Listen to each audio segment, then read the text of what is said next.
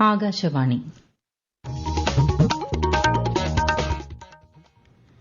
നമസ്കാരം. പ്രാദേശിക വാർത്തകൾ വായിക്കുന്നത് ശ്രീലത.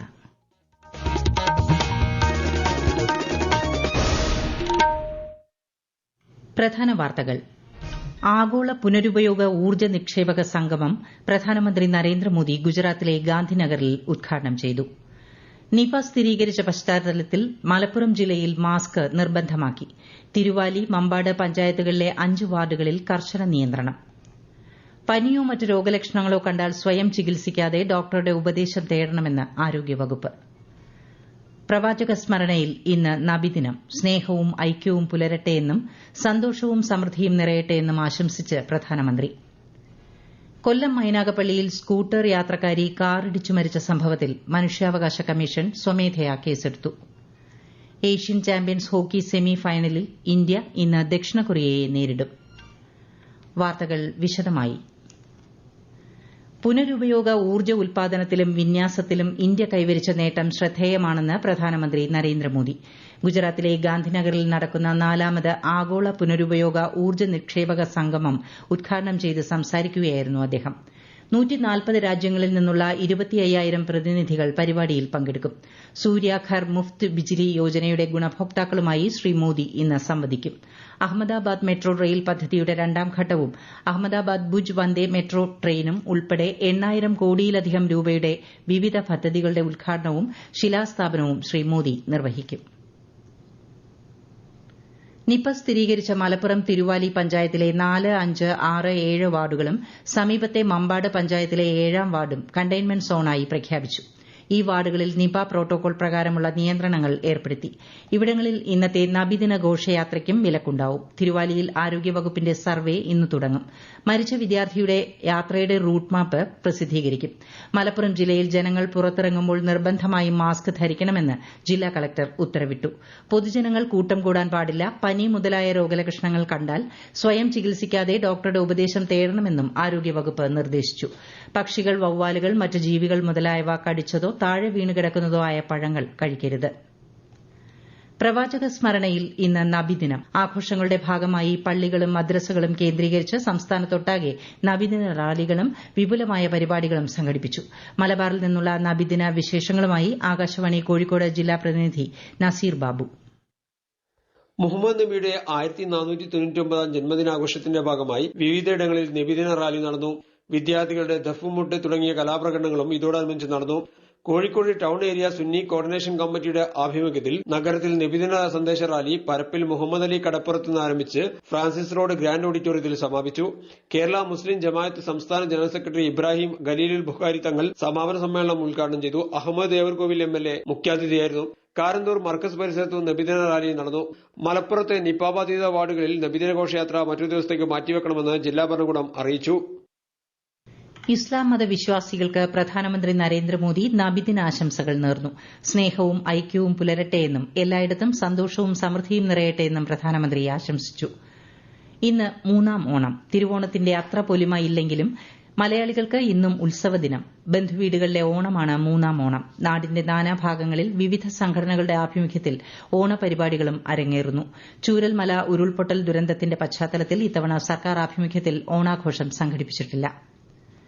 ശബരിമല സന്നിധാനത്ത് ജോലി ചെയ്യുന്ന പോലീസ് ഉദ്യോഗസ്ഥരുടെ വകയായി നടത്തുന്ന അവിട്ട ദിന സദ്യ ഇന്ന് നടന്നു. കളഭാഭിഷേകം, ഉദയാസ്തമയ പൂജ, പടിപൂജ, പുഷ്പാഭിഷേകം എന്നീ വിശേഷാൽ പൂജകൾ പൂർത്തിയാക്കി 21-ന് നടയടയ്ക്കും. ചിങ്ങമാസത്തിലെ തിരുവോണം, അവിട്ടം, ചതയം നാളുകളിലായി നടക്കുന്ന ആലപ്പുഴയിലെ പ്രസിദ്ധമായ പായിപ്പാട് ജലോത്സവത്തിനോടനുബന്ധിച്ചുള്ള ചടങ്ങുകൾ തുടങ്ങി.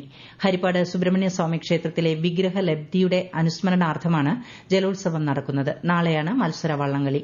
കൂടുതൽ വിവരങ്ങളുമായി ആകാശവാണി ആലപ്പുഴ ജില്ലാ പ്രതിനിധി ആർ രവികുമാർ. പായിപ്പാട്ട് ആറ്റിൽ നാളെ നടക്കുന്ന മത്സര വള്ളംകളിയിൽ 10 ചുണ്ടൻ വള്ളങ്ങൾ ഉൾപ്പെടെ 40 വള്ളങ്ങൾ മാറ്റൊരുക്കും. തിരുവോണ ദിവസമായ ഇന്നലെയാണ് ജലോത്സവ ചടങ്ങുകൾ തുടങ്ങിയത്. മത്സരത്തിൽ പങ്കെടുക്കുന്ന ചുണ്ടൻ വള്ളങ്ങളുടെ തുഴച്ചിൽക്കാർ ഹരിപ്പാട് ക്ഷേത്രത്തിൽ ദർശനം നടത്തി. കുട്ടികളുടെ ജലോത്സവവും ഇന്നലെ വൈകിട്ട് നടന്നു. ജനസഹസ്രങ്ങളാണ് ജലോത്സവം കാണാൻ എത്തിയത്. ഇന്ന് ഉച്ചയ്ക്ക് ശേഷം ജലഘോഷയാത്രയും നടക്കും. നാളെ ഉച്ചയ്ക്ക് ശേഷം നടക്കുന്ന മത്സരവള്ളംകളി മന്ത്രി സജി ചെറിയാൻ ഉദ്ഘാടനം ചെയ്യും. രമേശ് ചെന്നിത്തല MLA അധ്യക്ഷത വഹിക്കും. KC വേണുഗോപാൽ MP മുഖ്യപ്രഭാഷണം നടത്തും. നാളെ വിശ്വകർമ്മ ജയന്തി. വിവിധ പരിപാടികളോടെയാണ് ജഗത് സൃഷ്ടാവായ വിശ്വകർമാവിന്റെ ജയന്തി വിശ്വാസികൾ കൊണ്ടാടുന്നത്. BMS ഉൾപ്പെടെയുള്ള തൊഴിലാളി സംഘടനകൾ നാളെ ദേശീയ തൊഴിലാളി ദിനമായി ആചരിക്കുന്നു.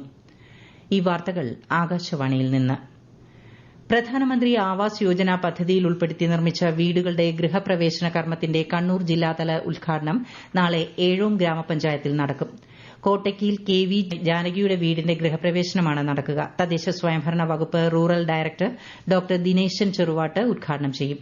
2024-25 വർഷത്തെ ഗുണഭോക്താക്കൾക്കുള്ള ഒന്നാം ഗഡു വിതരണത്തിന്റെ ഉദ്ഘാടനവും ചടങ്ങിൽ നിർവഹിക്കും. നിയമവിരുദ്ധ ഫോൺ ചോർത്തൽ നടത്തിയ PV അൻവർ MLAക്കെതിരെ നിയമ നടപടി വേണമെന്ന് മുൻ കേന്ദ്രമന്ത്രി V മുരളീധരൻ. ഇക്കാര്യം ആവശ്യപ്പെട്ട് ശ്രീ മുരളീധരൻ ചീഫ് സെക്രട്ടറിക്ക് കത്ത് നൽകി. ആഭ്യന്തര വകുപ്പിന്റെ അനുമതിയില്ലാതെയുള്ള ഫോൺ ചോർത്തൽ ഭരണഘടനാ വിരുദ്ധവും പൌരാവകാശ ലംഘനവുമാണെന്ന് കത്തിൽ ചൂണ്ടിക്കാട്ടുന്നു. കൊല്ലം മൈനാഗപ്പള്ളി ആനൂർക്കാവിൽ സ്കൂട്ടർ യാത്രക്കാരി മരിച്ച സംഭവത്തിൽ പ്രതി അജ്മലിനെതിരെ കുറ്റകരമായ നരഹത്യയ്ക്ക് കേസെടുത്തു. ഇന്നലെയാണ് അജ്മൽ ഓടിച്ച കാറിടിച്ച് മൈനാഗപ്പള്ളി സ്വദേശിനി കുഞ്ഞുമോൾ മരിച്ചത്. അജ്മലും ഒപ്പമുണ്ടായിരുന്ന യുവ ഡോക്ടറായ ശ്രീകുട്ടിയും പോലീസ് കസ്റ്റഡിയിലാണ്. ഇരുവരും മദ്യപിച്ചിരുന്നതായാണ് വൈദ്യപരിശോധനാ ഫലം. സംഭവത്തിൽ മനുഷ്യാവകാശ കമ്മീഷൻ സ്വമേധയാ കേസെടുത്തു. തിരുവനന്തപുരം വർക്കലയിൽ അമിത വേഗതയിൽ സഞ്ചരിച്ച ബൈക്കുകൾ കൂട്ടിയിടിച്ച് 3 യുവാക്കൾ മരിച്ചു. 2 പേരുടെ നില ഗുരുതരം. വർക്കല സ്വദേശികളായ ആനന്ദബോസ്, ആദിത്യൻ, ജിഷ്ണു എന്നിവരാണ് മരിച്ചത്. പരിക്കേറ്റ സനോജ്, വിഷ്ണു എന്നിവരെ തിരുവനന്തപുരം മെഡിക്കൽ കോളേജ് ആശുപത്രിയിലേക്ക് മാറ്റി. കണ്ണൂരിലെ ജനകീയ ഡോക്ടറും പ്രമുഖ ഗൈനക്കോളജിസ്റ്റുമായ ഡോക്ടർ ശാന്ത മാധവൻ നിര്യാതയായി. 93 വയസ്സായിരുന്നു. കർമ്മമേഖല എന്നതിലപ്പുറം ഒരു പുണ്യകർമ്മമായി ഭിഷഗ്വര വൃത്തിയെ കണ്ടിരുന്ന പഴയ തലമുറയുടെ പ്രതിനിധിയാണ് ഡോക്ടർ ശാന്ത മാധവൻ. സമഗ്ര കായിക ഗ്രാമം പദ്ധതിയുമായി കണ്ണൂർ ജില്ലയിലെ ചൊക്ലി ഗ്രാമപഞ്ചായത്ത് വളർന്നുവരുന്ന തലമുറയുടെ കായിക ശേഷി വർദ്ധിപ്പിക്കുക എന്ന ലക്ഷ്യത്തോടെയാണ് പദ്ധതി ആരംഭിക്കുന്നത്.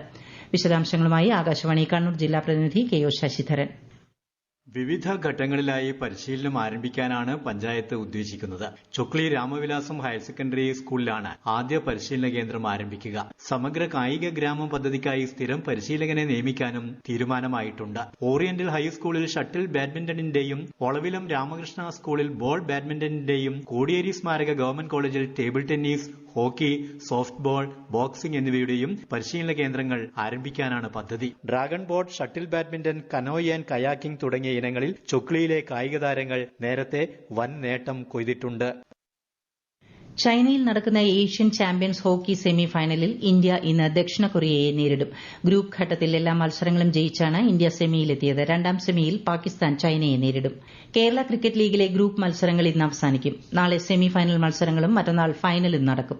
ഇന്ന് ഉച്ചയ്ക്ക് ശേഷം 2:30 നടക്കുന്ന ആദ്യ മത്സരത്തിൽ കാലിക്കറ്റ് ഗ്ലോബ് സ്റ്റാർസും ആലപ്പി റിപ്പിൾസും തമ്മിൽ ഏറ്റുമുട്ടും. 6:30 നടക്കുന്ന രണ്ടാമത്തെയും ഗ്രൂപ്പ് ഘട്ടത്തിലെ അവസാനത്തെയും മത്സരത്തിൽ തൃശൂർ ടൈറ്റൻസ് ഏരീസ് കൊല്ലം സെയിലേഴ്സിനെ നേരിടും. കാര്യവട്ടം ഗ്രീൻഫീൽഡ് സ്റ്റേഡിയത്തിലാണ് മത്സരങ്ങൾ. കൊല്ലം, കാലിക്കറ്റ്, ട്രിവാൻഡ്രം എന്നീ ടീമുകൾ നേരത്തെ തന്നെ സെമി ഉറപ്പാക്കിയിരുന്നു. 9 മത്സരങ്ങളിൽ നിന്ന് 14 പോയിന്റുമായി കൊല്ലം സെയിലേഴ്സാണ് പട്ടികയിൽ മുന്നിൽ.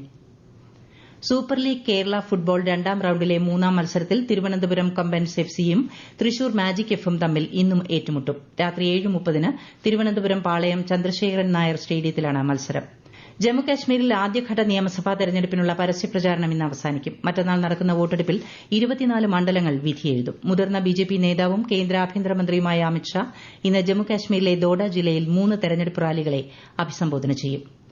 മാലിന്യമുക്തം നവകേരളം രണ്ടാംഘട്ട പ്രചാരണ പ്രവർത്തനങ്ങൾ ഏകോപിപ്പിക്കുന്നതിനായി കണ്ണൂർ ജില്ലയിലെ എല്ലാ തദ്ദേശ സ്വയംഭരണ സ്ഥാപനങ്ങളിലും നിർവഹണ സമിതി രൂപീകരിച്ചു. ഓരോ തദ്ദേശ സ്ഥാപനങ്ങളിലും ഓരോ ശുചിത്വ മാതൃകാ വാർഡുകൾ തെരഞ്ഞെടുത്തുകൊണ്ടായിരിക്കും പ്രവർത്തനങ്ങൾ നടത്തുക. ഓഹരി വിപണികൾ നേട്ടത്തോടെ വ്യാപാരം തുടങ്ങി. ബോംബെ ഓഹരി സൂചിക സെൻസെക്സ് 12 പോയിന്റ് നേട്ടത്തിൽ 82,902-ലും ദേശീയ ഓഹരി സൂചിക നിഫ്റ്റി 5 പോയിന്റ് ഉയർന്ന് 25,361-ലും വ്യാപാരം തുടരുന്നു. പ്രധാന വാർത്തകൾ വീണ്ടും. ആഗോള പുനരുപയോഗ ഊർജ്ജ നിക്ഷേപക സംഗമം പ്രധാനമന്ത്രി നരേന്ദ്രമോദി ഗുജറാത്തിലെ ഗാന്ധിനഗറിൽ ഉദ്ഘാടനം ചെയ്തു. നിപ സ്ഥിരീകരിച്ച പശ്ചാത്തലത്തിൽ മലപ്പുറം ജില്ലയിൽ മാസ്ക് നിർബന്ധമാക്കി. തിരുവാലി, മമ്പാട് പഞ്ചായത്തുകളിലെ 5 വാർഡുകളിൽ കർശന നിയന്ത്രണം. പനിയോ മറ്റു രോഗലക്ഷണങ്ങളോ കണ്ടാൽ സ്വയം ചികിത്സിക്കാതെ ഡോക്ടറുടെ ഉപദേശം തേടണമെന്ന് ആരോഗ്യവകുപ്പ്. പ്രവാചക സ്മരണയിൽ ഇന്ന് നബിദിനം. സ്നേഹവും ഐക്യവും പുലരട്ടെയെന്നും സന്തോഷം സമൃദ്ധിയും നിറയട്ടെയെന്നും ആശംസിച്ച് പ്രധാനമന്ത്രി. കൊല്ലം മൈനാഗപ്പള്ളിയിൽ സ്കൂട്ടർ യാത്രക്കാരി കാറിടിച്ചു മരിച്ച സംഭവത്തിൽ മനുഷ്യാവകാശ കമ്മീഷൻ സ്വമേധയാ കേസെടുത്തു. ഏഷ്യൻ ചാമ്പ്യൻസ് ഹോക്കി സെമി ഫൈനലിൽ ഇന്ത്യ ഇന്ന് ദക്ഷിണ കൊറിയയെ നേരിടും. പ്രാദേശിക വാർത്തകൾ കഴിഞ്ഞു. അടുത്ത വാർത്താ പ്രക്ഷേപണം 12:50-ന്.